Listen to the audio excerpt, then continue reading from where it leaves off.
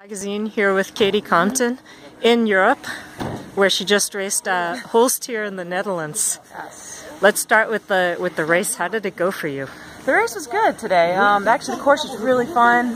They did a really great job. Lots of ups and downs and fun run-ups, and it was fast, but it was also technical and fun. Like, it's been a long time since I've just enjoyed riding my bike, and today was one of those days. I had a good start and was pretty patient, I guess, and just rode it well. And then I went as hard as I could at the end, but Son was faster, so you know, what do you do? But I'm really happy with second.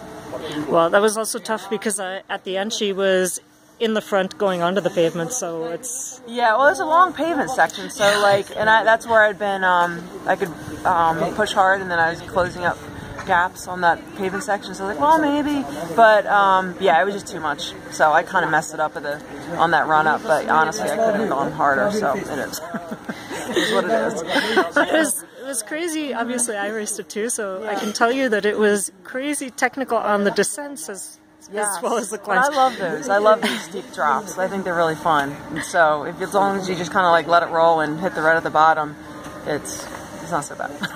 That's nothing compared to what you're used to, though, in America.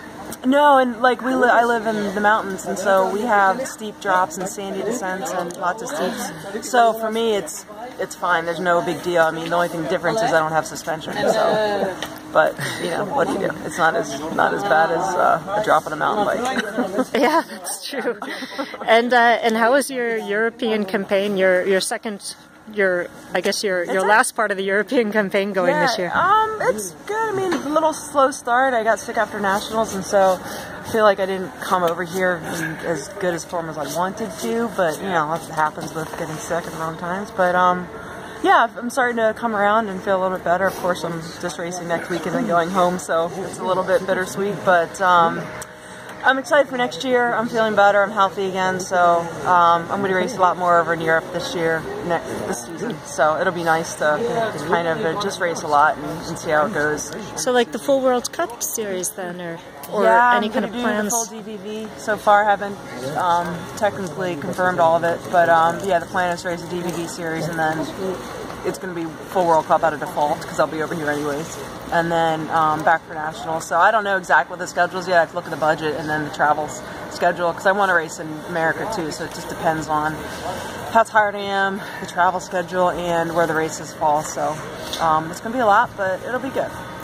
Well, we've been watching you over the season, and you started off crazy strong. And we were thinking, everyone was saying this is the year Katie's going to take the rainbow stripes. No.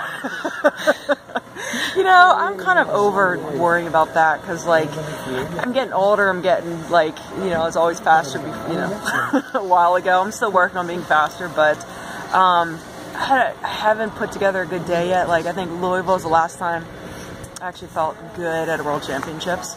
And then I had a mechanical at the start, so that kind of made the race hard. But it's one of those, like, I try for Worlds, but it never seems to come together, so... I don't know. I'm going to race a lot and be consistent next year, and you know, hope to get some good results, and then we'll see how Worlds goes. But well, you know. Valkenburg, have you already raced it? Yeah. I've won at Valkenburg. I've won there a couple years ago. I've been on the podium. I can't remember, but like I like the course. Well, I don't know. They all blend together, but I do like the course. I like Valkenburg a lot, actually. Even though it is climbing as it is, as a big rider, I'm still pretty good at the climb. So we'll see. I don't know. I mean, like the way the women's racing's been going, and so many strong riders in the front. It's right now it's almost anybody's races, depending on who's starting. So I think it'll be exciting regardless. And are there any changes for sponsorship coming up in the next year? Pretty similar. I'm going to keep the sponsors on for this year. Trek will be the title sponsor again, and then Panache is on for clothing, which is awesome. They've been so great. And then Clement tires. So we haven't Night Wheels, so it's all kind of the same. It just depends on, some sponsors will give more money or less money, or we'll kind of obviously have to work that out because I do one-year contracts, so we'll kind of discuss it and figure things out for next season. Hey, I have another question actually. Your gearing, 3444 Wickworks. A lot of people think A lot of people think, oh, well, that's a little bit insane because everyone's on 36-46, but then you think Walt Van Aert is on 36-46. How did you make that decision to go to 34-44? I've always liked the 34-44 combo because for me, like, I like to just do one shift from big ring, little ring, spin up the hill, and then back to big ring. I've been playing around with gearing. The last couple of years, I had to ride 46s because Shimano made me ride 46s, and so that was always too big of gear for me. For women, I feel like it's too big of a gear. I can't push it, and I'm cross-training constantly. So I went back to 44s, which I really enjoy. So I'm playing with gearing. I'm thinking about maybe running a single setup, maybe a 42 on the front. I'm always kind of seeing what I like better and seeing what I can ride faster. So for me, luckily enough with Wickwork sponsorship, I can run whatever works. So we'll see. I don't know, next year I might set up a single and see how it feels. Do you think it's because every year you're developing as a cyclocross racer that you're still finding your own, or? Every year is different. Like, sometimes the gearing's been dialed and perfect, and sometimes I'm like, I feel like I need slightly smaller gears because I'm not quite as strong. So it just depends on how I'm feeling, and then how the fitness and the courses, and I just don't like to cross chain. So I want to have the setup where I have enough gear. So I like to roll a bigger chainring in the front because I feel like it's more efficient.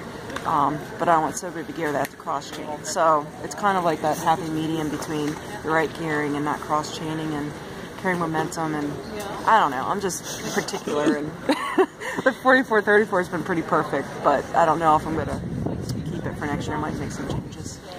And traveling back and forth, that's no longer a problem regarding your leg problem? No, actually I figured out my leg issues last year, and it's mostly, I have an issue with metabolizing folic acid, so it's kind of a methylation issue, which is lots of science behind it, but it's an energy and metabolism thing. So I don't have to necessarily worry about the severe muscle pains as long as I don't eat folic acid.